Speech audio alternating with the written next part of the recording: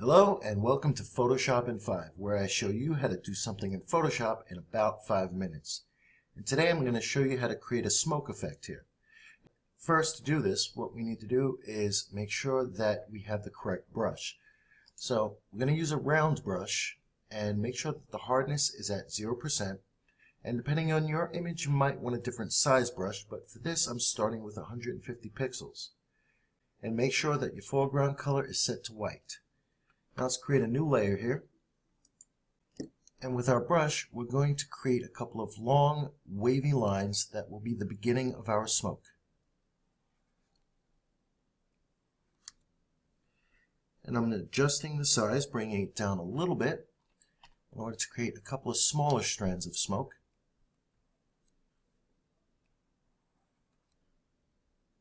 At this point, I'm okay with where we are so far.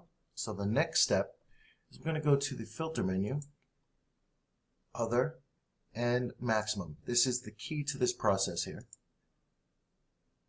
Now, if you want to get your background transparency to be darker so that you can more easily see the smoke you're working with inside this little bounding box here, check out one of my earlier tutorials which speaks specifically on this subject.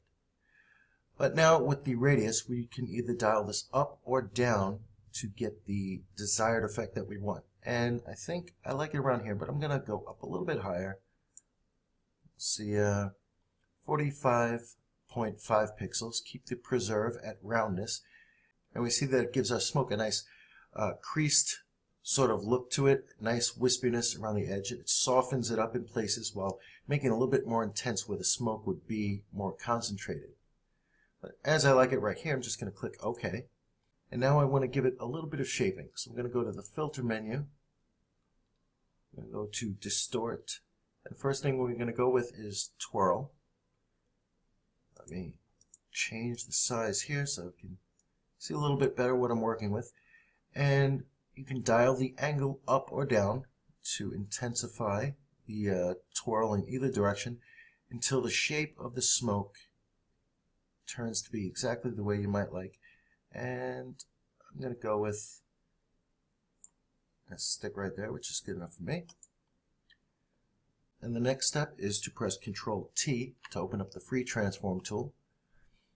And then right click within the box and select warp.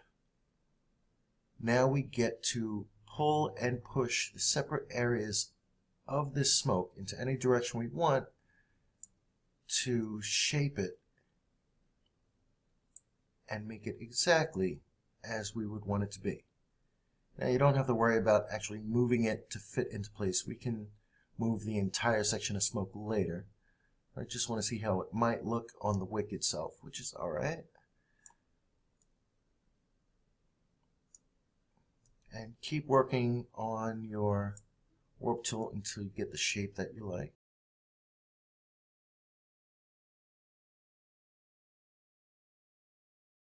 And if you feel you do need to do a little bit more shaping, you can go back into warp again, which I'm going to do here for a little bit of refinement around the bottom.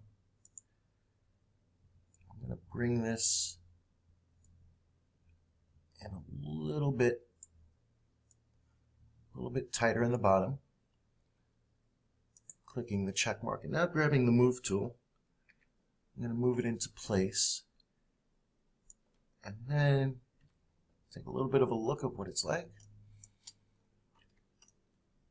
Now if you find that it's obviously not touching the top, you can open the free transform tool and stretch it upwards until it goes beyond the edge of your image.